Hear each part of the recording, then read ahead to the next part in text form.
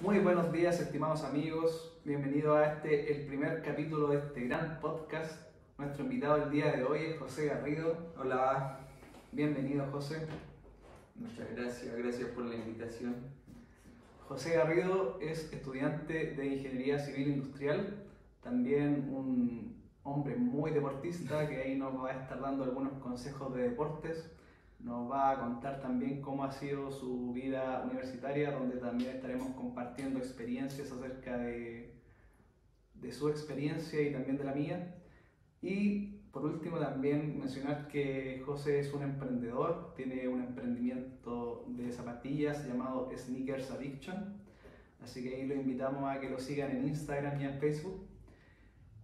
Y por qué no mencionarlo, también mi querido hermano, así que esperamos que este capítulo sea muy entretenido para ustedes, que puedan escuchar cosas que son de su interés y que también puedan aprender algo de este podcast interesante. Bueno, ¿podrías contarnos cómo fue esa experiencia de entrar a la universidad, estudiar ingeniería o en tu caso ingeniería civil industrial? Sí, bueno, yo me preparé con un preuniversitario que lo hice mientras estaba cursando el cuarto año medio en el colegio. Me preparé durante un año para las materias que tenía que rendir en el examen que se hace en Chile, que se llamaba PSU en ese tiempo, para el ingreso a la universidad. Me fue bien, tuve un buen puntaje para lo que necesitaba estudiar, así que, o sea, eso igual fue complicado porque tenía que estudiar para el colegio y para el preuniversitario para ir rindiendo los ensayos. Claro. Y no sabía qué priorizar, si priorizar que me fuera bien en la prueba, que era como una en todo el año, o las pruebas del colegio, que también necesitaba acumular un buen puntaje para el NIM. Eh, Así que esa fue mi preparación para entrar a la universidad. Bueno, en mi caso fue un poco distinto porque cuando yo entré al preuniversitario ya había terminado cuarto medio, entonces hubo un periodo de tiempo de un año en el que estuve trabajando y a la vez que trabajaba estudiaba, entonces me quedaba un poco más de tiempo para estudiar, sobre todo los fines de semana. Así que de lunes a viernes normalmente trabajaba y el fin de semana me dedicaba a estudiar. Después de eso entré a trabajar como part-time. Entonces trabajaba un día en la semana, que si mal no recuerdo era un martes, y además de eso el domingo. Entonces me quedaba el resto de los días libres para poder estudiar. Y fue un trabajo que después mantuve al entrar a la universidad, que es una carrera bastante parecida a la tuya, ingeniería civil en computación, sobre todo en los primeros años. Después ya de tercer año en adelante empiezan a cambiar las carreras como con ramos más enfocados al área, pero al principio incluso tenía compañeros que eran de ingeniería civil industrial. ¿Todavía funciona así al principio? Sí, porque de hecho en todas las carreras tenemos ramas en común, como lo son álgebra, cálculo o algunos de programación. Entonces, sí, ahí vas conociendo gente de otras carreras y también están como los de habilidades blandas, como los son trabajo en equipo y ese tipo de ramas. Cuando yo estudiaba esos ramos les llamaban fundamentales. ¿Todavía se llaman así en la universidad o ya tienen otro nombre? Habilidades blandas o... Eh, no, No tienen un nombre como en general. no, creo que no. Bueno, esos ramos, ahí para que la gente entienda de lo que estamos hablando, son ramos que no son como netamente técnicos o orientados a la ingeniería, sino que son más bien ramos como orientados al área de la sociedad, de la ética, la construcción del conocimiento, desarrollo personal. Por eso se le llaman ramos fundamentales, porque son como enfocados en destacar tus habilidades blandas, como habilidades que no son tan técnicas o que no son orientadas al área ya sea matemática o en mi caso del área informática o del caso industrial como el de José. Ahora está en cuarto año, ¿verdad? Sí, La carrera dura 5 años y medio. 5 y medio, sí. Cuando yo estudiaba, la carrera, al igual que la mía en ese tiempo, duraba 6 años, así que súper bueno que la hayan acortado un semestre, porque la verdad no es necesario, creo yo, 6 años. Yo creo que con 5 años y medio es suficiente. Sí. ¿Y con qué obstáculos o qué cosas difíciles te ha tocado enfrentar en la carrera? ¿Qué situaciones? Bueno, yo creo que lo más complicado es la organización, porque ya comienza a depender todo de uno, entonces hay que organizar los tiempos para el estudio y como no hay ninguna presión de estar estudiando o alguien que te esté presionando para estudiar, cuesta mucho hacerse el hábito de estudio, porque por lo menos yo en el colegio no era como que necesitara estudiar mucho para que me fuera bien, y por lo mismo estudiaba como lo justo, como para tener un buen promedio y nada. Entonces como que nunca generé ese hábito de estudio que se necesita, encuentro yo, en la universidad. Y bueno, hasta el día de hoy me pasa que hay veces que trato de empezar a estudiar y me cuesta mucho, ahí me hago el loco mucho rato antes de empezar y me pongo a hacer cosas que no haría si no tuviera que estudiar antes de empezar. La famosa procrastinación que se le llama. Te dan ganas de ordenar la pieza, de, no sé, limpiar tus zapatillas o cualquier otra cosa, excepto lo que es más importante para hacer en el momento, que es lo más importante, pero que a la vez es lo que da más flojera de hacer. ¿Y hay algún ramo que se te haya hecho difícil o algunos ramos que tú consideres que son difíciles para un estudiante en general? Sí, bueno, yo creo que los matemáticos, como lo son álgebra, cálculo, sí, son como los más complicados, ya que eran como en los que más alumnos se atrasaban por esos ramos. Por ejemplo, en mi caso, cálculo 2 me lo eché 2 veces y con eso al tiro me atrasé un año en la carrera. Eh, y de mi carrera en general, yo creo que algunos de los más difíciles son estadística industrial, modelos estocásticos y simulación, eh, procesos y equipos industriales también. Por ejemplo, el semestre anterior tuve ese ramo ¿Ya? y yo sabía que era como de los más complicados de la carrera por lo que me habían contado mis compañeros que van al día. Y sí, pues a pesar de eso, ya sabiendo que era muy difícil, me preparé bien para la prueba y la primera tuve un 7. Pero yo siento que nunca una prueba en toda la carrera me había tenido como tan mal al momento de estarla rindiendo, porque era algo de que yo leía el enunciado en el que me estaban entregando un dato que había que utilizar y lo leía 10 15 veces y no podía saber para qué iba a utilizar ese dato en la prueba. Intentaba cosas y no me resultaban y así, así, así. Tuve como 1 hora y media de las 3 horas que duraba la prueba intentando ver cómo utilizar los datos que estaban en el enunciado. Hasta que en un momento el profe como que aclaró algo en la pizarra porque vio que ya como que nadie podía descifrar cómo resolver la prueba. Así que con un diagrama nos explicó más o menos cómo funcionaba el sistema y gracias a eso como que pude resolverla, y una vez que ya empecé, fluyó todo menos mal y me terminé sacando un 7 en esa prueba. Y bueno, eran eh, aprobativo el promedio de las dos pruebas que había que rendir en ese ramo. En el segundo necesitaba un 3 solamente para ya aprobar, porque lo demás eran un par de presentaciones, laboratorio y cosas que eran más fáciles. La cosa es que me saqué un 2,9 en esa prueba. Que necesitaba un 3. Necesitaba un 3. Y no me lo podía creer, no me lo podía creer, así que fui a hablar con el profe, no hubo caso.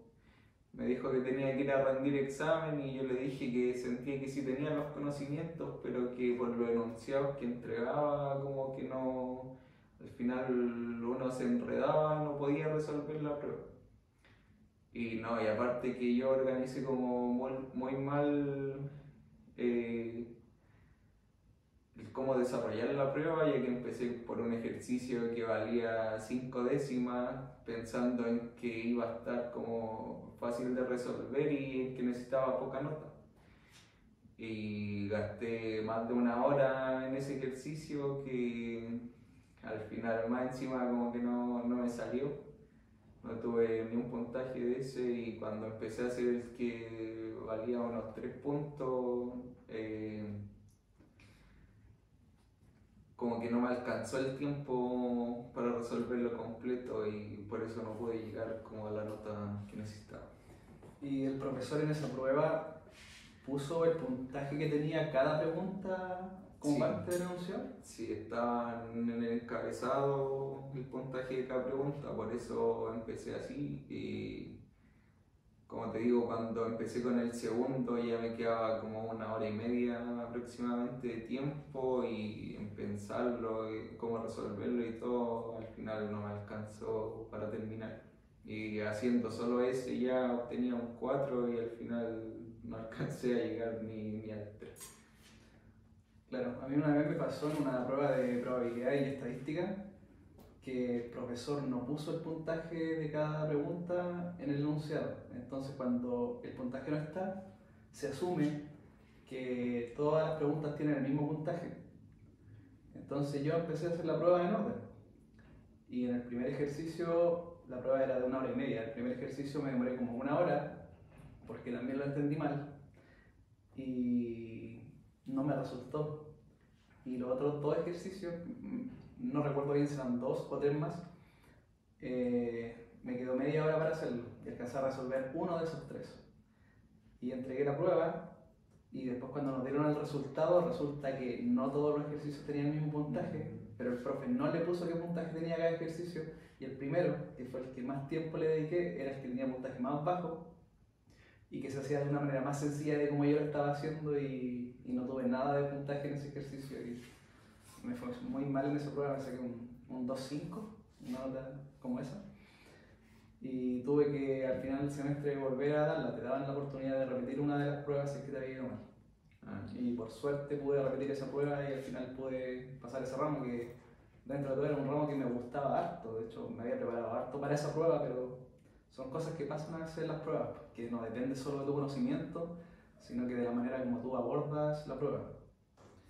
Sí, y en ese ramo, por ejemplo, como me faltó una décima, al final tuve que ir a rendir el examen, pues y yo decía, no puede ser que por una décima tenga que irme a examen, estudiar toda la materia de nuevo, porque el examen era global.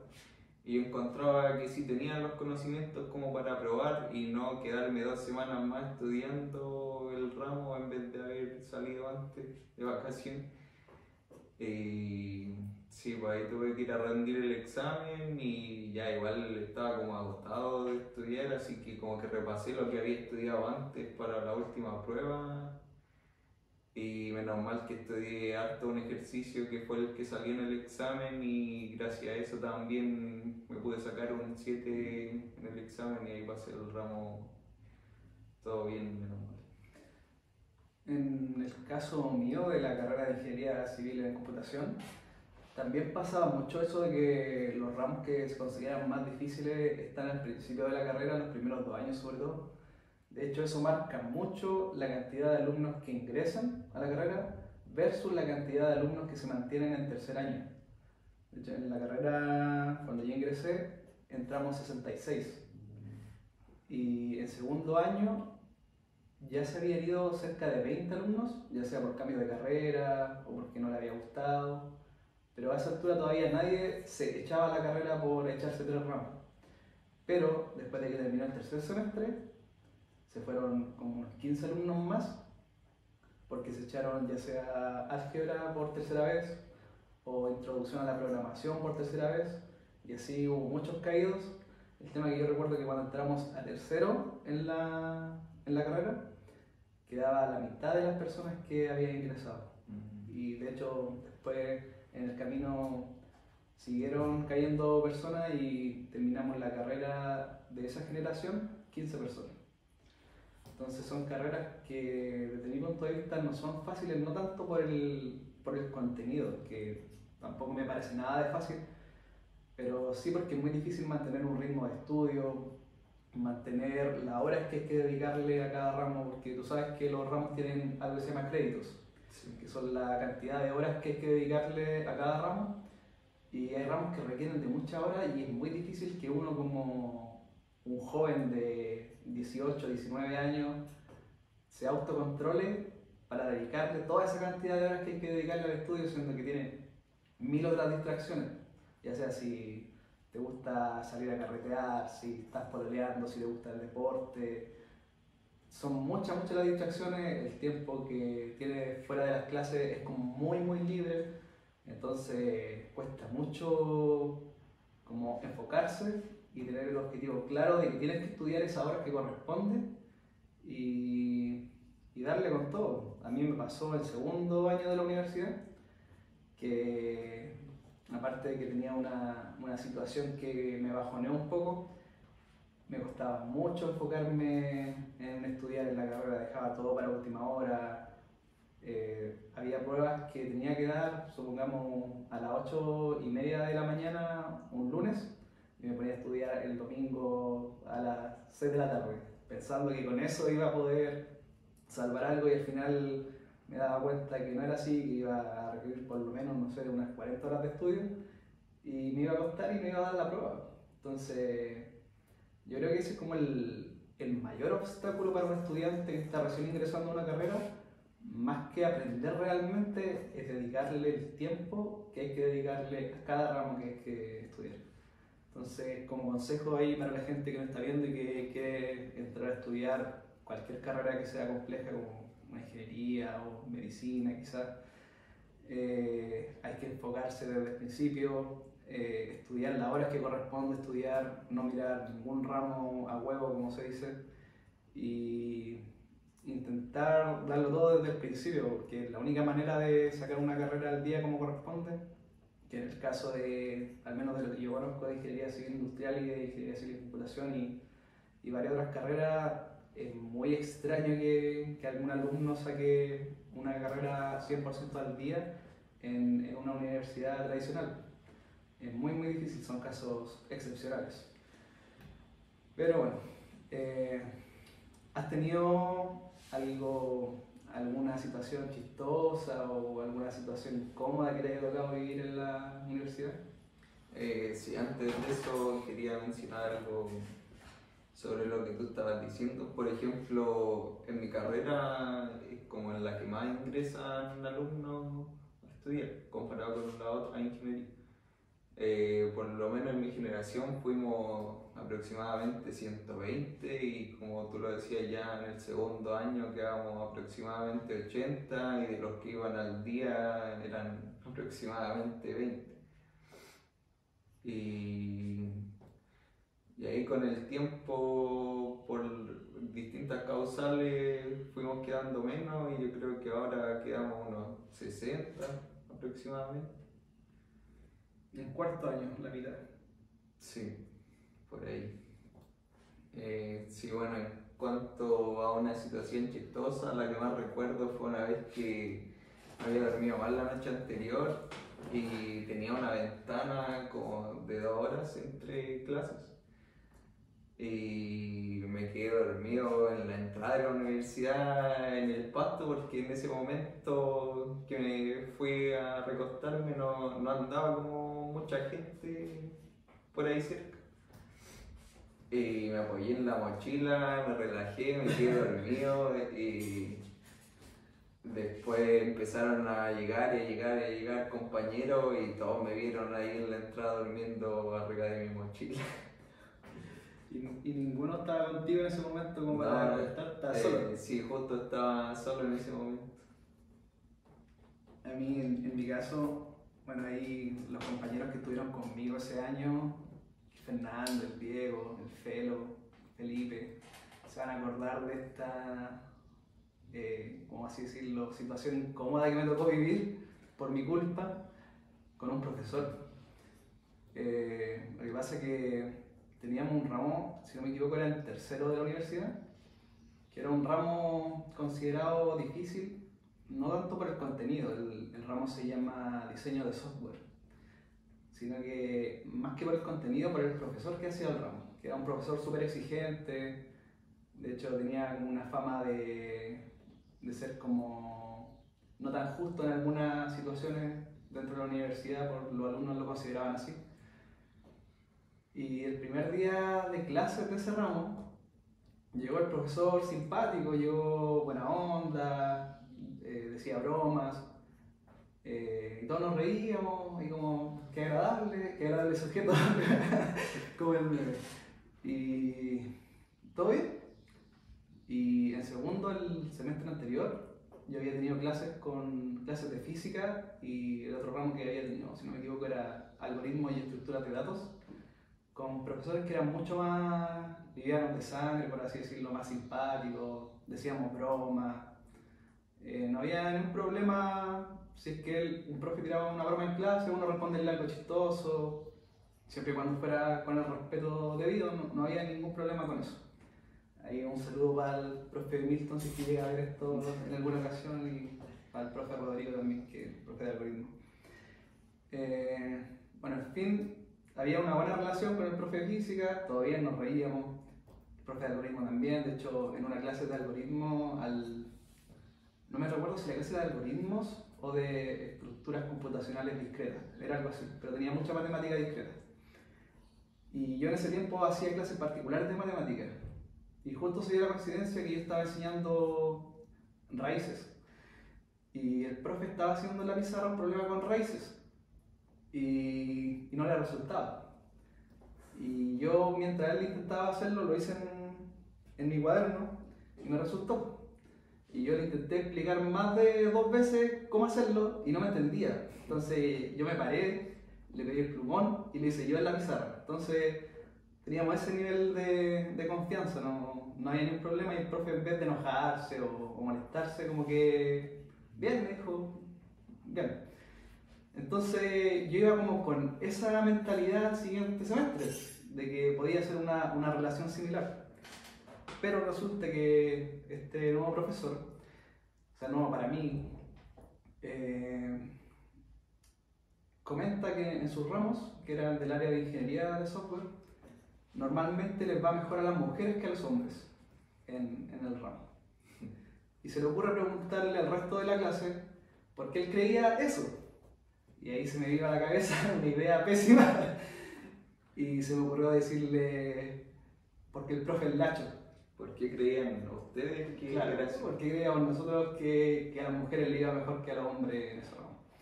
Y yo le dije esa muy mala broma, de hecho me arrepiento mucho de haberla dicho. Y le dije, porque el profe Lacho, que el Lacho acá en Chile es como una persona que le gusta andar con muchas mujeres a la vez.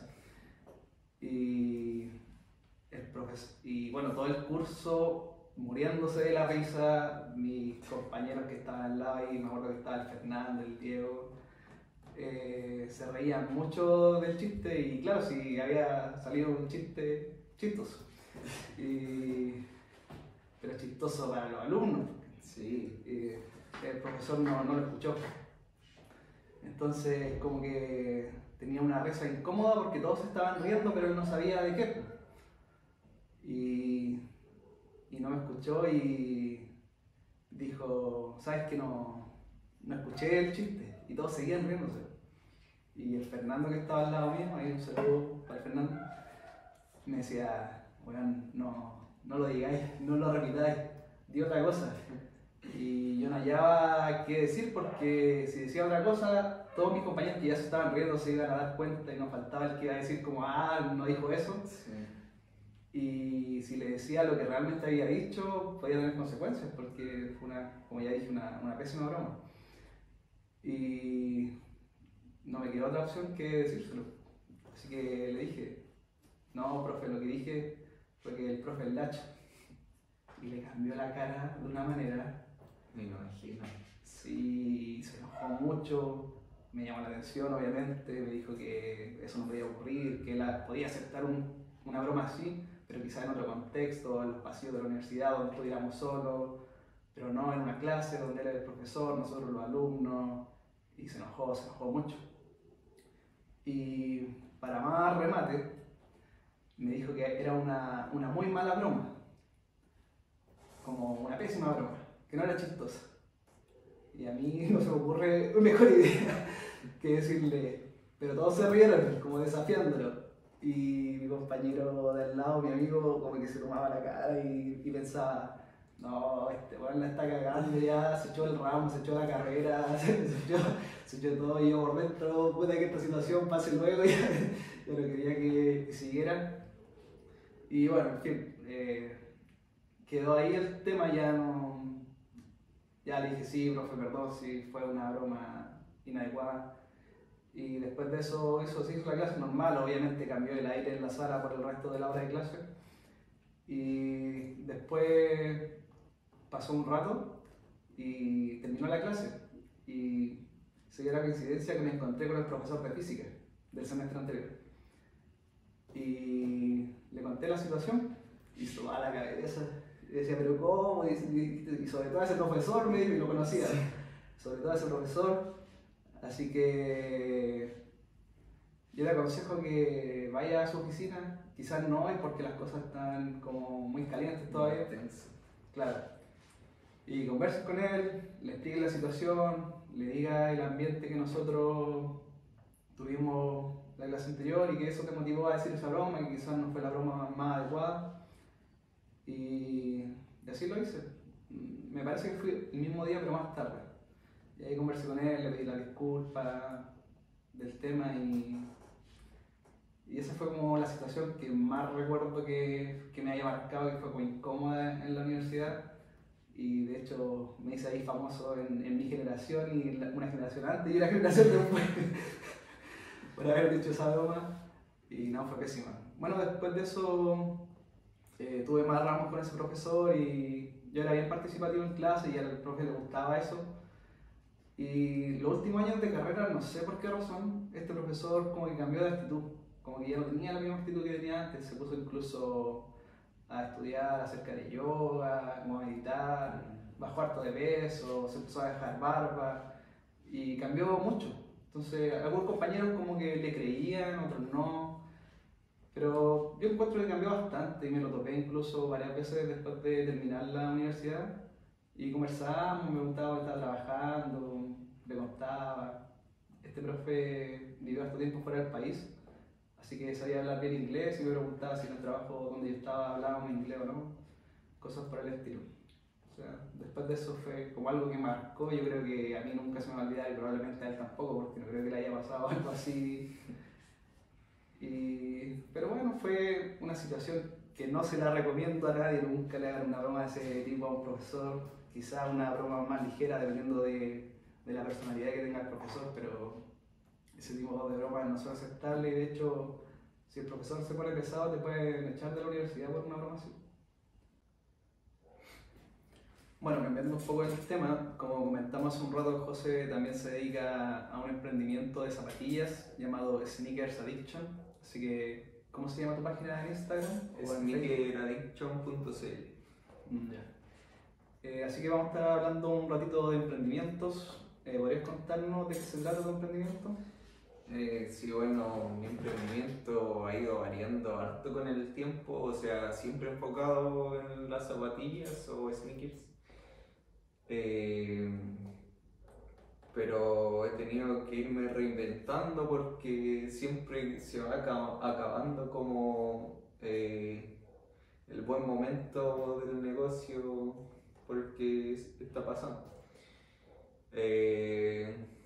Bueno, por ejemplo, ahora último estaba comprando pares solamente a otras personas. Cabe recalcar que son pares más exclusivos que no llegan a tiendas como de retail, porque si no, no tendría cómo ofrecer un precio mejor que ellos. Claro. Y aparte, así la gente tiene pares de zapatillas que no se le van a ver a cualquier persona.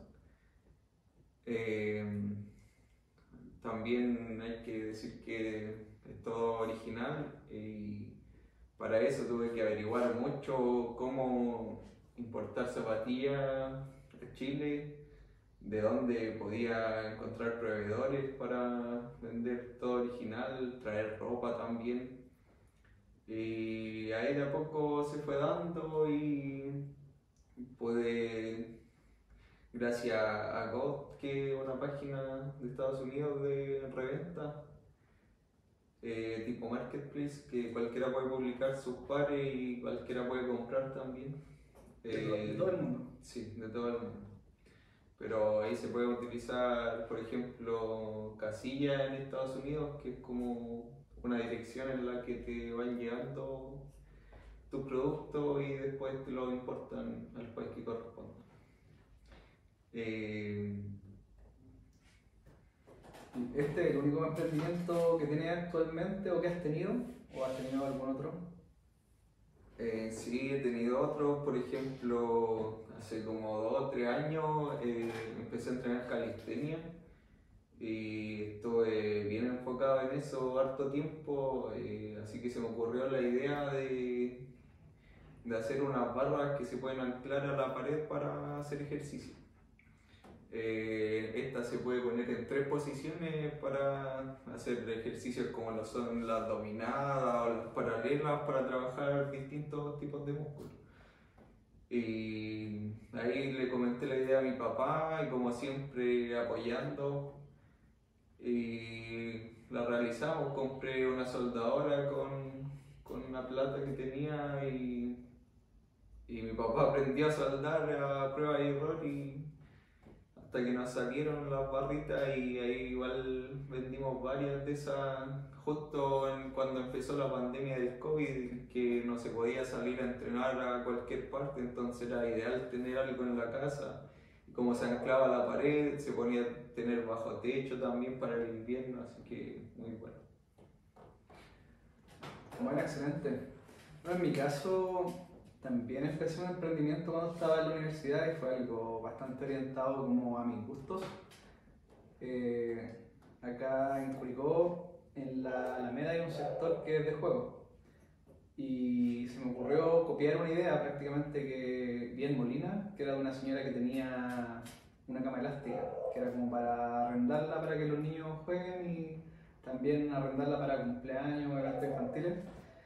Y al principio partió como un hobby porque yo quería tener una cama elástica para mí, para hacer piruetas y todo ese tipo de cosas. Pero también lo pensé como una posible oportunidad de negocio que podía ayudarme mientras estuviera en la universidad. Si no me equivoco, partí con esto cuando estaba en tercero de la universidad. Y resulta que, como tenía el monopolio del negocio al principio en Curicó, resultó ser un súper buen negocio. De hecho, recuerdo que hubo días que, bueno, estamos hablando de casi, no sé, 15 años atrás, hubo días que gané entre $70 o $100 en un solo día, que eran días como clave donde andaba mucha gente en la Alameda de Curicó y pasaba en todo momento la cama elástica con 4 niños, 3 niños. Y de hecho en una oportunidad fue tanto el boom de los niños que se querían subir a saltar que tuve que comprar otra. Sí. Entonces, recuerdo en octubre me parece que fue, compré la segunda cama elástica después de 4 o 5 meses de tener la primera. Y se dio la oportunidad que hubo un evento en ese mes y andaba mucha gente y estuve trabajando desde la 1 de la tarde hasta las 12 de la noche con las 2 camas elásticas y en casi todo momento había 4 niños o 3 niños en cada una de las camas elásticas. Y bueno, igual no cobraba mucho, cobraba 500 pesos chilenos, que eso es como medio dólar actualmente. Los 10 minutos, recuerdo. Los 10 minutos y por cada niño. Entonces se multiplicaba eso por 8 y el tema es que al final del día recaudé un poco más de $100 solo en un día, que eso acá en Chile es un monto bastante considerable para un día de trabajo, pensando que eso es un cuarto de lo que se gana en el sueldo mínimo en Chile. Entonces en un solo día ganar un cuarto del sueldo mínimo es harto dinero Y para mí, que en ese momento no tenía ningún título de nada, que no podía optar a ningún buen trabajo fácilmente, resultó ser un emprendimiento bastante rentable. También, como te comentaba, arrendaba estos trampolines o camas elásticas para cumpleaños. Y de hecho después me empezó a gustar un poco más eso porque Ocupaba menos tiempo. ocupaba mucho menos tiempo. La iba a dejar y la iba a buscar, ahí tú me acompañabas a armarla. Y después compré una tercera cama elástica, después a los meses una cuarta cama elástica, y eso después desarrolló el negocio que tenemos actualmente, que es de los juegos inflables. De hecho, yo recuerdo que ofrecíamos hasta el servicio de armar cama elástica a domicilio. Fuimos un Claro. par de veces a armar cama. Sí, resultó un negocio como una idea que se pensó que no podía resultar, pero lo bueno que era un negocio que no era muy riesgoso. Entonces, en caso de que el negocio no resultara, en el peor de los casos, había que vender la cama elástica un poco más barata o quedarme con ella. Sí, que tampoco era tan cara en ese tiempo. Recuerdo que me costó $300, 300.000 pesos chilenos, y nunca había sido tan fácil hacer la conversión al dólar ahora que está a 1.000 pesos. Y eh, era un negocio de bastante poco riesgo, tampoco me demandaba mucho tiempo, entonces fue clave, me ayudó mucho mientras estuve en la universidad. ¿Y quieres hablar algo más acerca del negocio de las zapatillas o no? Bueno, sí, yo creo que uno de los temas más importantes y que suele pasar es que la gente se pregunta por qué vendo pares tan caros. Porque, por ejemplo, el más caro que vendió fue una colaboración de una marca que se llama Off-White con Jordan, que rondaba los 900.000 pesos. Entonces, gastar eso en un par de zapatillas, yo igual lo encuentro súper descabellado. Pero eso se va dando debido a que son colaboraciones de marcas importantes, a que la cantidad que lanzan de pares es limitada para que no todos puedan optar por ello. Y así pagan los que realmente quieren el par y van a estar dispuestos a dar más dinero por ello. Y por eso mismo se va generando la reventa. Y aparte que hay muchos pares, por ejemplo, que se usaban en los 80, en los 90, que de Nike siempre han tenido como mucho éxito. Entonces esos pares clásicos durante el tiempo se han ido manteniendo, y cada vez que sacan un nuevo colorway o lo reestructuran un poco, siempre causa sensación en la gente. Claro, es difícil pensar para una persona que no está inmersa en el negocio o en el mundo de las zapatillas lo caro que puede llegar a ser un par. Estamos hablando de $900 o $1.000 un par de zapatillas. Yo normalmente estoy acostumbrado a gastar, no sé, $70 o 70.000 pesos chilenos a lo más máximo. Normalmente gasto menos que eso, entre $40 a $50, no más que eso, por un par de zapatillas. Entonces, yo a la gente que le he contado acerca del emprendimiento me dice, podría mandarme la página para revisar unas zapatillas, pensando que le van a costar $30, $40, y se acerca a ver el listado de precios de las zapatillas que tienes en Instagram o en Facebook, y la verdad es que no entienden a qué se debe que cuesten 10 veces más o 20 veces más de lo que cuesta una zapatilla que uno usa normalmente. Y es como una colección al final que uno tiene de zapatillas. De hecho, la mayoría de los casos ni siquiera es que venga como una tecnología que sea mejor de lo usual, sino que solo por ese hecho del hype. Por ejemplo, en las zapatillas que sacó Bad Bunny hace poco tiempo, cuando se cambió de colaborar con Nike y Adidas, esas también llegaron cerca de los $700. El primer colorway, que fue unas café, y más encima tomó una silueta clásica como es la Adidas Forum, y la reinventó a su modo, entonces eso causó mucha sensación y era demasiado difícil comprar los pares. Por ejemplo, a Chile debieron haber llegado unos 120, máximo 200, y pasa mucho de que ocurren cosas media raras ahí con las tiendas que los traen, entonces es como difícil comprar para gente que no tiene como contacto con dueños de tiendas o cosas de ese estilo. Y yo me acuerdo que cuando salió la rosada, tuve la mía en el carro, pude comprarla y todo, y después me llegó un correo que habían cancelado la compra y la hubiese comprado a $135 en ese tiempo, que después la reventa era de unos $450. Así de fácil, y no, me cancelaron la compra y no se pudo, y no sé por qué razón, porque había salido todo bien hasta ese momento. Pero a pesar de eso, bueno, hay que mencionar que yo también soy un fanático de Bad Bunny, aparte de la zapatilla, entonces, además de eso, el color y el modelo me gustó demasiado, así que yo opté por comprarme ese par y tuve que pagar reventa, pues tuve que pagar aproximadamente $450 por ese color. El triple del precio actual Sí. que te hubiese costado.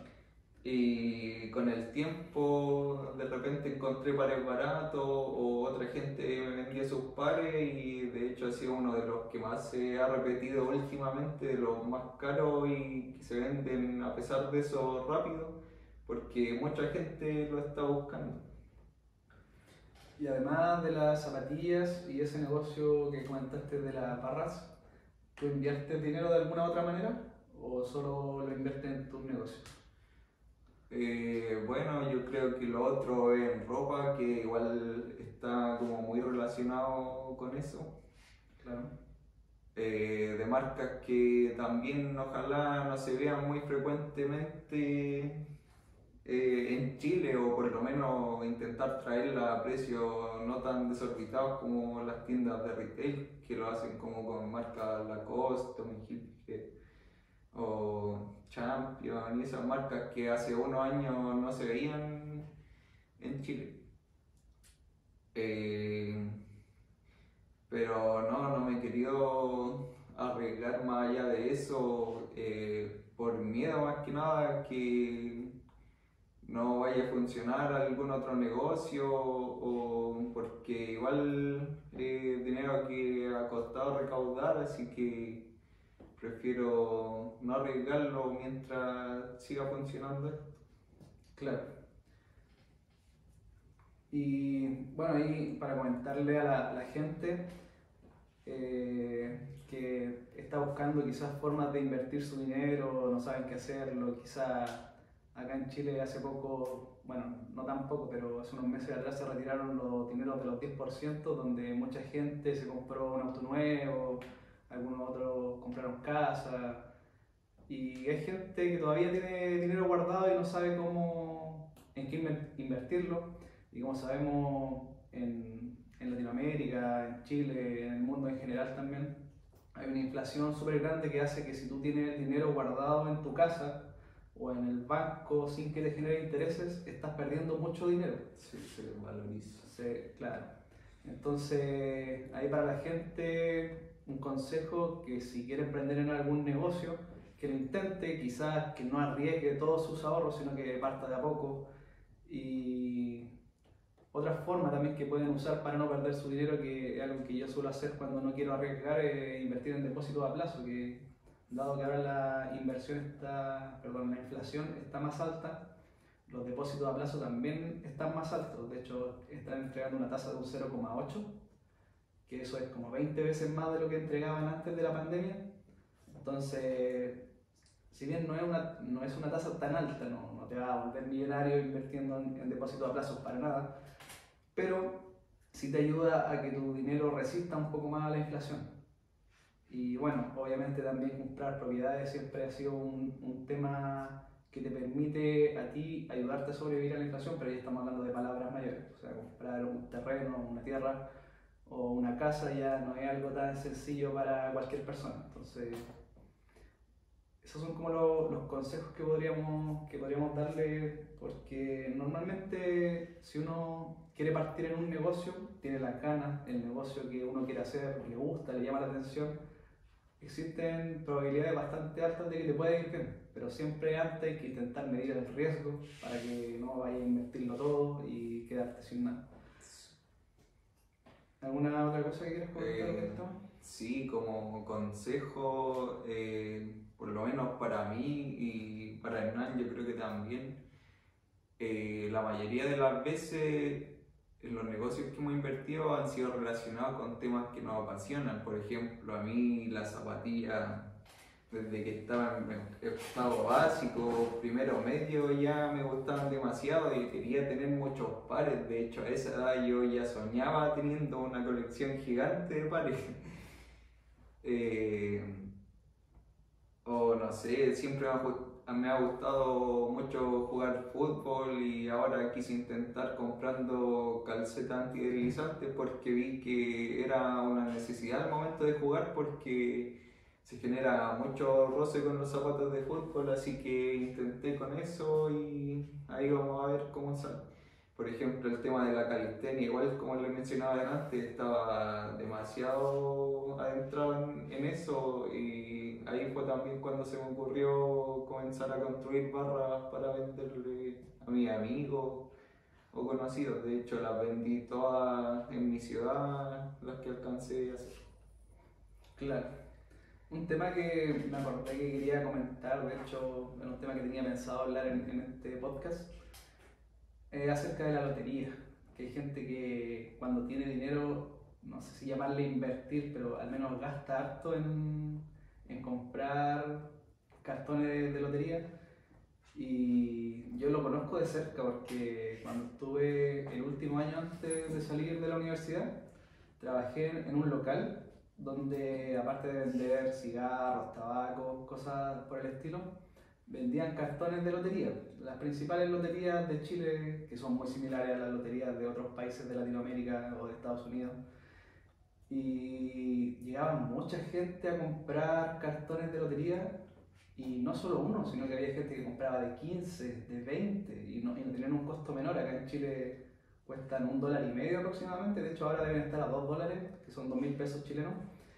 Los cartones, bueno, lo que compran ellos es como el sueño de hacerse millonario de un día para otro, pero cuando yo trabajaba en ese local y llegaba tanta gente a revisar sus cartones y tantas veces di como una respuesta de no tiene premio, no tiene premio, y alguna gente se sentía triste, otra gente se enojaba. Había gente que de verdad llegaba con 10 cartones a revisar si tenían premio y ninguno tenía, o a lo más tenía $1, que era como devolverle lo que había gastado, y se iban frustrados porque ellos de verdad tenían la esperanza De hecho, nuestro abuelo jugaba mucho, jugar. ves que íbamos al supermercado, se compraba un cartón con esa Claro. ilusión. Sí. Yo, bueno, antes, un poco tiempo antes de trabajar en ese local, había tenido clases de ese ramo que comentaba delante, probabilidad y estadística. Y me acuerdo que en un área de ese ramo se llamaba combinatoria, te ayudaba a calcular probabilidades de combinatoria, que en este caso es lo que aplica para estos juegos. Y es muy fácil de calcular, porque normalmente acá en Chile por lo menos, los dos juegos principales que se juegan, tú puedes escoger 6 números de una lista de 41 o escoger 14 números de una lista de 25. Y resulta que la probabilidad de ambos, a pesar de que los números son muy distintos, es muy muy similar. Ambos son, la probabilidad de que tú te ganes el premio es de 1 en 4,5 millones. O sea, para que la gente que esté viendo esto se haga una idea, es como que tú escojas del Gran Santiago acá en Chile, que su población es de alrededor de 5 millones de personas. Yo te diga, ya José, escoge una persona de Santiago, solo una. Después de que la escojas, yo tengo que escoger cualquier otra. Y si resulta que esa persona es la misma que la tuya, tú te ganas el premio. Así de baja, es una probabilidad ridículamente bajísima. Y acá en Chile, no sé si tener la suerte o no, es alta en comparación a la lotería de Estados Unidos, por ejemplo. Acá en Chile, como te comentaba, es de 1 en 4,5 millones. y en Estados Unidos hay dos loterías que son como las principales, si mal no recuerdo, donde la probabilidad de una, que es como la mejor que se podría decir, es de una en 13 millones y otra es de una en 130 millones, que es como la lotería más popular de Estados Unidos, que de hecho llega a cualquier país del mundo prácticamente que tú quieras comprar un cartón y ahora está acumulada, de hecho hay como, ya van como 5 o 6 sorteos continuos que no ha salido. Entonces el premio tú sabes que se va acumulando. Entonces la gente ve esa cantidad de millones de dólares, porque son millones de dólares en Estados Unidos, y la gente se vuelve loca. Compra 10 cartones, 100 cartones. Y eso no ayuda mucho porque la probabilidad de ganarse es tan baja que de hecho a pesar de que la gente se compra todo eso, el premio se sigue acumulando porque es muy difícil. Así que, bueno, mi intención no es decirles si hagan esto, no hagan esto, sino que darles datos concretos para que ustedes puedan tomar sus propias decisiones de si no han jugado y quieren empezar a hacerlo o no, o de si ya están jugando y están gastando mucho dinero, que agregando esto también es un vicio. Hay gente que no controla su impulso de ir a comprar estos juegos, que de hecho se puede jugar más de una vez a la semana. Actualmente se puede jugar 3 veces a la semana por lo menos esos juegos de lotería.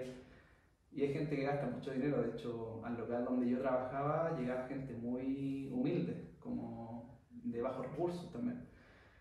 Y llegaba con su poca platita que tenía a comprar más de un cartón. Entonces, claro, tenía ese sueño de volverse millonario, que a todo esto se puede volver una pesadilla. Es cosa de buscar ahí algún video en YouTube de gente que se ha ganado la lotería y se arrepiente de haberse la ganado, porque de verdad que se puede transformar en una pesadilla.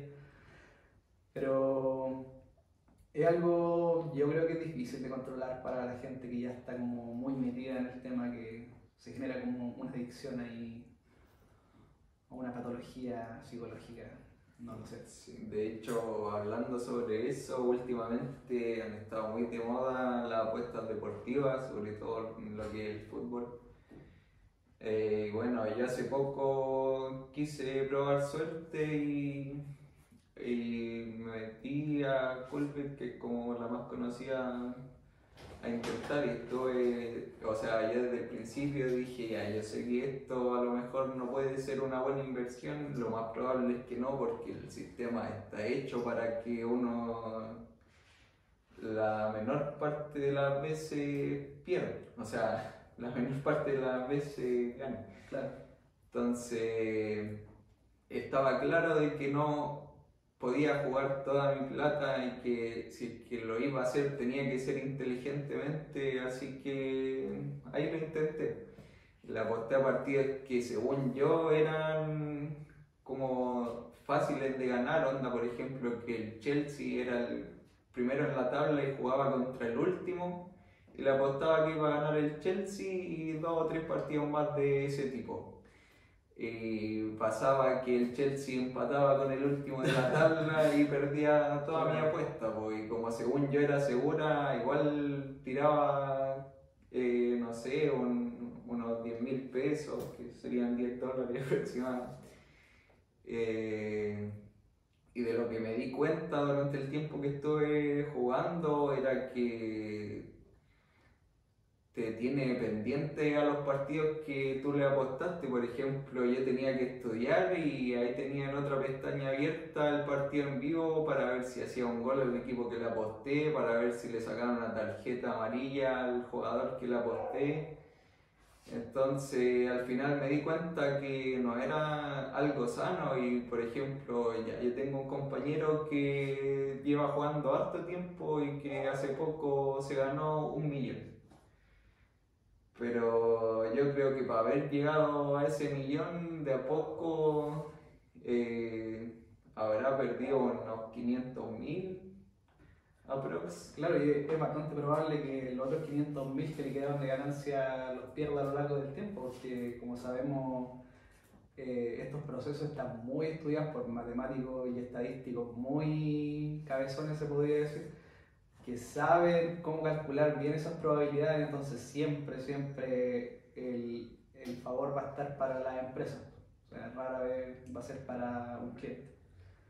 Así que bueno, ahí como recomendación, estudien un poquito más los datos, vean si es que realmente es factible ganar uno de esos premios y intentar no gastar demasiado dinero en eso, porque al final te imposibilita de lograr otros sueños, quizás de emprender en algo que es un poco más seguro. Bueno, cambiando de tema nuevamente, vamos a hablar de un dicho muy popular acá en Latinoamérica acerca de los chilenos, que dicen que los chilenos hablamos mal. Bueno, en general, yo creo que sí hablamos mal en comparación al resto de los países, o más que en comparación, poniéndonos en el lugar de ellos, como ellos nos escuchan a nosotros, ya sea porque hay algunas letras que no decimos mucho, como las S al final de las palabras, o las D, por ejemplo, pelado, pero hay palabras donde las D prácticamente no las pronunciamos, que me he dado cuenta que esto también pasa en otros países. De hecho, acá en Chile han llegado teleseries colombianas. De hecho, cuando chico veía una argentina que se llamaba Los Cebollitas, que eran unos niños que jugaban a la pelota. Han llegado también hartas teleseries de México.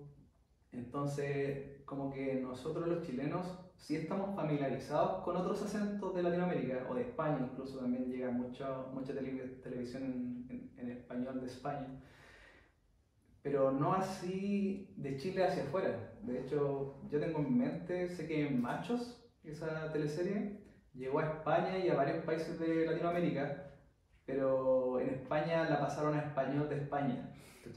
Entonces es difícil que cualquier persona de otro país, ya no sea quizás de Argentina, puede que esté un poco más familiarizada con el acento chileno, es muy difícil que se puedan acostumbrar. De hecho, lo que yo he observado, que además que tenemos muchos modismos como cachai, el po, como que en general también usamos palabras, yo de hecho no tenía idea que eran palabras mapuche, por ejemplo la palabra guata, la palabra que eso se usa prácticamente solo en Chile, o guagua, o pichintún, que es como un poquito, bueno, guagua sería bebé y guata sería panza o algo así. La usamos solo en Chile. Y de hecho, bueno, yo actualmente trabajo con harta gente de otros países que no son de habla hispana, como Canadá, Estados Unidos, Australia, ahí no hay problema. Pero también nos ha tocado trabajar con gente de Venezuela, de Puerto Rico, o gente que trabaja en Estados Unidos, pero que habla español. Entonces saben qué significa más encima. Exactamente, de hecho se ríen por eso. Tengo también un compañero que después nos hicimos amigos, que es colombiano y se burlaba harto del más encima. Eh, y una vez tuvimos una reunión con unos chicos que eran venezolanos. No recuerdo si estaban en Estados Unidos o en Venezuela, me parece que estaban en Estados Unidos. Y fui yo y otro compañero que también es chileno. Y normalmente cuando yo tengo reuniones con gente que no es de Chile, hablo con un acento un poco más neutral y hablo un poco más pausado, más lento para que también me puedan entender. Y evito usar palabras que se usan solo en Chile. Y el compañero que fue conmigo, y un saludo para el Andrés, no estaba acostumbrado a hablar en español que no fuera chileno. Entonces, después de un rato de conversar, el Andrés dice un comentario, no lo recuerdo textual, pero era algo así como, no, ahí en ese caso hay que entrar a picar, ¿cachai? Y los tipos de la llamada, de la reunión, quedaron como, ¿qué quiso decir? Y ahí, bueno, ahí me dio risa y le dije, oye, Andrés, trata de hablarle como en un español más neutral, porque, para que nos entiendan, porque lo que dijiste fue demasiado chileno y no se entiende. Ah, y se rió también y ahí lo dijo de otra manera. Pero en general yo creo que es eso, es la mezcla de que hay palabras que no, perdón, letras que no las pronunciamos muy bien. Nuestra forma de hablar o nuestro acento no llega mucho a otros países de Latinoamérica. De hecho, si tú le preguntas a un mexicano o no sé, a un colombiano cómo habla un chileno, no podría intentar reproducirlo. En cambio, nosotros los chilenos sí podemos intentar imitar a un mexicano, a un colombiano quizás, o a un argentino, que es como lo más también como fácil de imitar. Pero no así al revés, como que la mayoría de la gente no está tan acostumbrada. De hecho, me pasó cuando fui a Colombia, a la isla San Andrés, obviamente llena de gente de Colombia, además de los turistas, se daban cuenta que éramos chilenos solo de vernos, cuando fui con mi pareja, y al tiro desde lejos nos decían, ¡chileno! ¿Cachai? Po, no, pero más que eso no podían hablar como nosotros, sino que decir como esas típicas dos palabras que usamos siempre y se nos acercaban harto para ofrecernos cosas como en cualquier lugar turístico, pero siempre, chileno, chi chi chi, le, po, ¿cachai? Nos decían. Y bueno, era chistoso porque sabían eso, pero si tú le decías a alguno que intentara imitar cómo habla un chileno, se le hace muy difícil porque no están acostumbrados tanto a escucharnos. Somos como un país, además que está como bien delimitado por la cordillera, en términos como más físicos de geografía, también en cuanto a temas como más globalizados, como las teleseries o las series. No es mucho lo que nos ven, creo que ahora el reemplazante de esa serie que está en Netflix y 42 días de oscuridad, que es el tema del asesinato de la contadora en el sur de Chile. Esas series se han hecho un poco más populares, pero años atrás no había muchas series o teleseries chilenas que llegaran fuera de Latinoamérica. ¿Tú has tenido alguna experiencia quizás con gente de Colombia, de Venezuela o de Argentina que hayas mantenido una conversación y no te hayan entendido, te hayan pedido repetir? No, no mucho en realidad. Yo normalmente en el trabajo, de hecho hace poquito estaba en clases de inglés y mi profesora de inglés, bueno, es de Estados Unidos y le costó al principio adaptarse al español chileno. Ahora ya lleva como 14 años acá en Chile y se le ha hecho un poco más sencillo, de hecho todavía no habla tan bien español, pero ya nos entiende, ya sabe qué significa cachai, qué significa guata, qué significa guagua, cosas de ese estilo que no, en otros países de Latinoamérica o en España no se escuchan. Así que yo creo que eso como resumen, no es solo que hablemos un poco mal, sino que, bueno, para ser realistas, sí hay gente que habla muy, muy rápido. De hecho, se da harto en los futbolistas que salen de Chile, Cuando lo entrevisté. cuando los entrevistan. Hablan muy rápido y con muy poca modulación. Entonces, cuesta entenderles. De hecho, hay chilenos que otros chilenos también cuesta entenderles por su forma particular de hablar. Pero además de eso es que fuera de Latinoamérica, y para qué decir en España, yo creo que en España ni siquiera tienen idea de cómo es el acento chileno, si es que no han venido a Chile. De hecho hay algunos españoles que decían que Chile no existe. Por internet ahí. Es en Paraguay. ¿En Paraguay también dicen eso? Sí, o sea, dicen que no existe. Ah, que Paraguay no existe. Bueno, cambiando el tema una vez más, ahora vamos a hablar de deportes y vida saludable, ya que aquí nuestro amigo José es muy deportista desde muy niño. Bueno, yo también he sido bastante deportista, he pasado por muchos deportes típicos cuando uno es niño, parte con el fútbol, después me acuerdo que hice karate, gimnasia, capoeira, ping pong, y también hace un tiempo estuve practicando calistenia, ya por un tema más de acondicionamiento físico, temas de fuerza también. ¿Podrías contarnos tu experiencia con los deportes? Sí, bueno, igual desde chico yo encuentro que el papá nos sacaba a hacer deporte, a él también siempre le había gustado harto jugar la pelota y es como lo más clásico encuentro yo acá en Chile, jugar en el recreo con los compañeros o en el pasaje con los amigos. Y es más fácil porque solo necesitas una pelota y nada más, o una buena zapatilla o algo por el estilo, pero se podría con cualquier. Y bueno, yo aproximadamente desde los 12, 13 años estuve en una academia en la que entrenábamos todos los días y el profe nos hacía clase gratis solo porque a él le gustaba entrenarnos y nos decía que lleváramos a nuestros amigos. Entonces era algo de que con mi mejor amigo en ese tiempo nos íbamos todos los días en bici a entrenar y nos devolvíamos en bici, entrenábamos como 2 o 3 horas. Entonces siempre estuvo el fútbol ahí presente, aparte que es muy entretenido de verlo también, el europeo más que nada.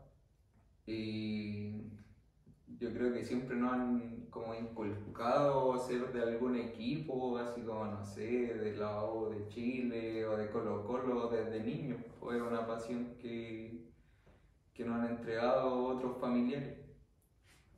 Y bueno, gracias a eso como que siempre igual he tenido como buena resistencia, por lo que es muy fácil cambiarse de deporte practicando solamente lo técnico de otro deporte. Últimamente he estado jugando harto pádel, y siempre me habían gustado los deportes de raqueta como el tenis o el ping pong, y nunca se me había dado la oportunidad como de entrenarlo, practicarlo bien frecuentemente. Y ahora último sí, porque por lo menos acá en Curicó está muy de moda ese deporte. De hecho, ya hay aproximadamente 8 canchas distintas, por lo que siempre hay disponibilidad para jugar. Y muy entretenido el tema de poder usar el rebote de la pared, que no se necesita tanta resistencia, porque al estar bien parado en la cancha uno puede usar el bote a favor para responder y así. ¿Podrías contarnos un poco más acerca de la calistenia, dado que es un deporte relativamente nuevo en comparación al fútbol o al tenis? Y la mayoría de la gente, cuando tú le mencionas la palabra calistenia, no sabe a qué se refiere. ¿Podrías contarnos, por favor? Bueno, eso básicamente se trata de realizar actividad física con el peso del cuerpo y no con muchos implementos deportivos como pesas y cosas de ese estilo. Solo la barra o utilizar solo el cuerpo, por ejemplo, haciendo flexiones de brazos, sentadillas, invertidas y ese tipo de ejercicio. Eh, bueno, uno no tiene conocimiento sobre eso hasta que se entra en ese mundo y se da cuenta que hay muchas formas de ejercitarse sin implemento.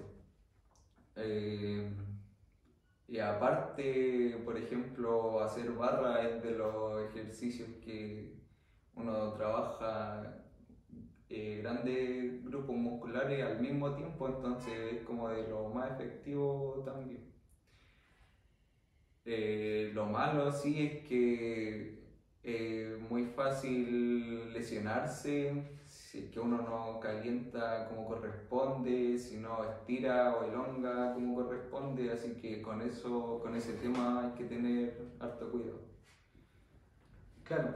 La otra vez vi un video de una persona que es influencer y en su Instagram comentaba algo que le encontré mucha razón, que decía que tú para empezar, y de hecho no solo para empezar, necesitabas no más que 2 metros cuadrados. Y la calistenia es un gran ejemplo de eso, porque tú puedes partir haciendo flexiones de brazos, o haciendo sentadillas, o haciendo ejercicios para gemelos, que es los músculos de la parte inferior de las piernas, y no necesitan más que 2 metros cuadrados. Es verdad, no necesitan más que eso. Y bueno, ya si quiere alcanzar algo un poco más avanzado, como es el hecho de hacer dominadas o hacer barras, que también se le llama de esa manera, ahí obviamente va a necesitar una barra. Pero en general, para partir no necesitan más que un poco de suelo, 2 metros cuadrados, no más que eso. Me encontré mucha razón. Y mucha motivación, porque sin eso al final es muy difícil comenzar si uno no tiene un objetivo fijo y no se lo propone desde el principio. Claro, tú has pasado ya por 2 transformaciones físicas, ¿o no? ¿Nos podrías contar un poco de cómo ha sido ese proceso?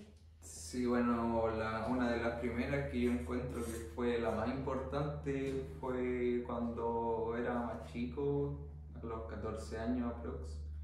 Que yo encuentro que durante toda mi vida la mayor parte he sido gordito, he estado como sobrepeso.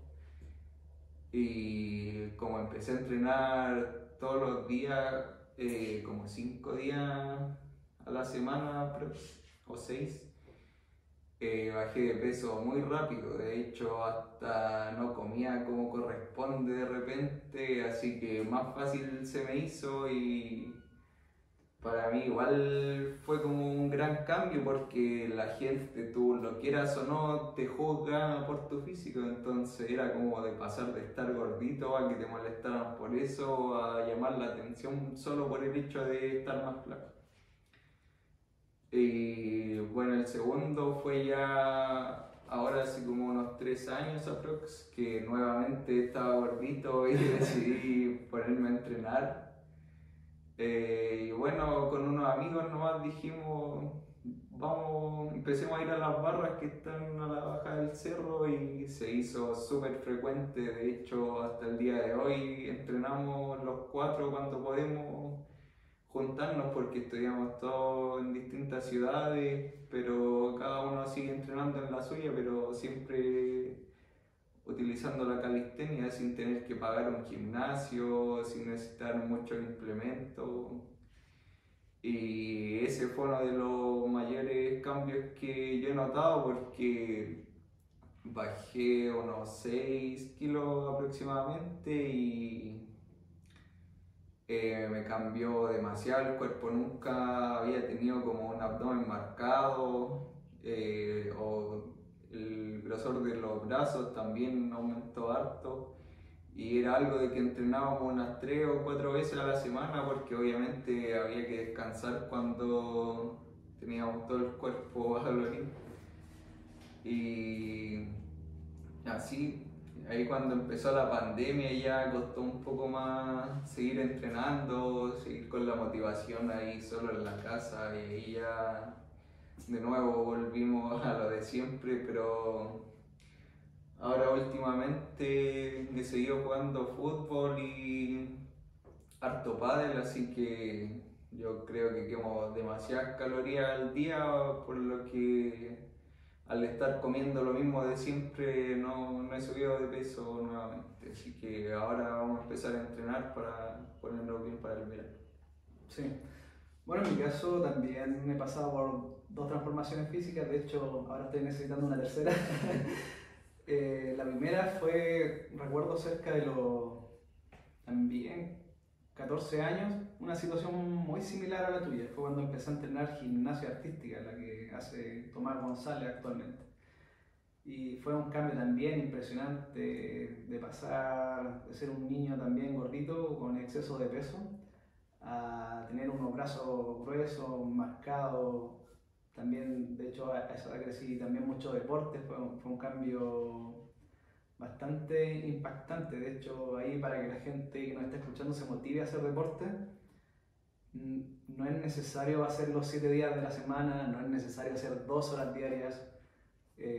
Basta con hacer 30 minutos quizá o una hora día por medio, con eso es más que suficiente. De hecho tienes que dejar descansar tus músculos, alimentarte bien. Y bueno, el segundo cambio físico que tuve más impactante fue cuando tenía alrededor de 22 años, si mal no recuerdo, que también pesaba en ese tiempo cerca de 80 kilos y bajé 8 kilos, llegué a 72. Y también con este ejercicio, lo que mencionaba hace un rato, flexiones de brazos, sentadillas, abdominales, tenía mancuernas, así que también incorporaba pesas. En ese tiempo todavía no hacía calistenia. Y es increíble lo rápido que uno puede bajar de peso cuidándose. Bueno, también salía a correr y alimentándose de una manera más adecuada, consumiendo menos carbohidratos, consumiendo menos grasas, menos azúcar, más verduras, más proteínas y tomando harta agüita, cero bebida azucarada. Y no sé, se pueden bajar alrededor de 4 kilos o 5 kilos por mes.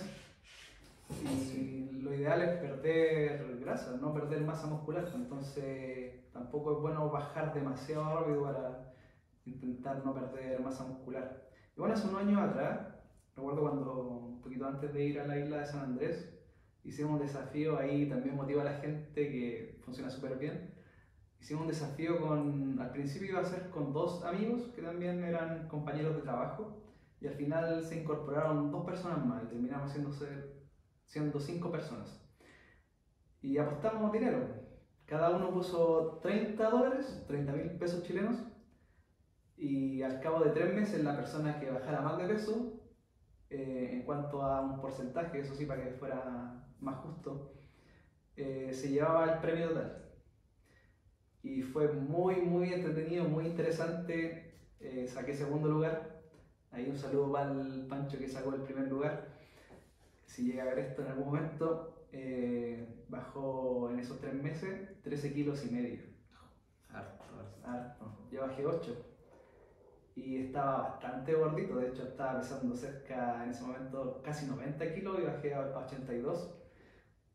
Y no recibí nada de premio, pero sí hartos kilos de menos, y la estrategia fue la misma. Sí, esto casi todo el mundo lo sabe, lo difícil es tomar la decisión de hacerlo y efectivamente hacerlo, que es hacer entrenamientos de fuerza, hacer un poco de cardio también, empezar a dejar los alimentos altos en azúcar, altos en grasa o altos en calorías netamente, y consumir más vegetales, menos sal también, y cosas por el estilo, los típicos consejos que siempre nos dan los nutricionistas o los nutriólogos respecto a la alimentación, en materia sabida desde hace muchos años, cosa de leer un poco. Sobre eso quería mencionar algo, igual que ahora que me acordé, también hubo una etapa en que bajé harto de peso, fueron unos 5 o 6 kilos aproximadamente, sin hacer ningún tipo de deporte, solo alimentándome mejor. Eso yo creo que fue a los 17 años aproximadamente, o antes. Y la estrategia que utilicé fue dejar de consumir azúcar, dejar de consumir sal y todos los alimentos que yo sabía que eran altos en calorías y que no me nutrían como correspondía, por ejemplo, alfajores o dulces de cualquier tipo. Y ahí me di cuenta que gracias a eso, solamente en 4 meses aproximadamente, pude bajar mucho de peso. Entonces, cada vez que yo me proponía volver a entrenar, cambiaba totalmente mi alimentación, dejaba de consumir sal. O sea, hasta el día de hoy yo, por ejemplo, no alineo ninguna ensalada, yo me como la palta, el tomate, la lechuga, así natural, solo lavada, y no le echo nada más, ni siquiera aceite, nada de ese tipo. Y ahí uno se va dando cuenta que al final la sal y el azúcar son gustos adquiridos que no son necesarios para nuestra vida. Y con el tiempo uno se va acostumbrando y al final encuentra más rico los alimentos así sin aliñar que aliñados. Y esa es una muy buena estrategia si es que se quiere bajar rápido de peso. Dejar el pan también, obviamente, ya que no nutre nada y tampoco ayuda. Claro, o sea, al ser un carbohidrato simple, te aporta muchas calorías que al final cuesta mucho después quemarlas. Hay que intentar consumir carbohidratos más complejos, más orientados al natural, no tan procesados. Y siempre también lo que dicen los especialistas, que es consumir un poco más de verduras, consumir más proteínas, frutos secos, pero en su justa medida, porque también son calóricos. Tienen grasas que son saludables, pero también son altas en calorías, así que hay que tener ojo con la cantidad. Y en materia que normalmente la gente sí la sabe, yo creo que lo más difícil es tomar la decisión, tener la voluntad y la determinación de hacerlo, y es un cambio bastante positivo que no tiene desventajas, ya sea tanto temas de salud como también temas físicos, Cognitivo también. temas cognitivos también, una buena alimentación claramente favorece. Hacer harto deporte también nos sirve mucho para desestresarnos. Ahí yo me di cuenta ahora este semestre que estuve entrenando bien seguido, unas 4 o 5 veces a la semana, que podía estudiar con la mente más despejada y llegaba a la hora de dormir y estaba cansado porque había entrenado durante el día. Y no sé, de repente estaba estresado por algún tema, jugaba un partido con amigos, un pádel, y al rato ya se me había olvidado todo y podía comenzar de nuevo a hacer las cosas más tranquilo. Claro. Bueno, estimados amigos, eso fue todo por el capítulo de hoy. Muchas gracias, José, por acompañarnos.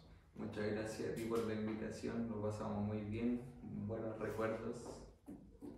Y bueno, quiero hacerle a todos ustedes una invitación a suscribirse al canal de YouTube y darle me gusta a la página de Facebook de Hernán Garrido Sábelo Todo, donde van a poder disfrutar de más capítulos de este podcast. Así que muchas gracias por escucharnos y hasta la próxima.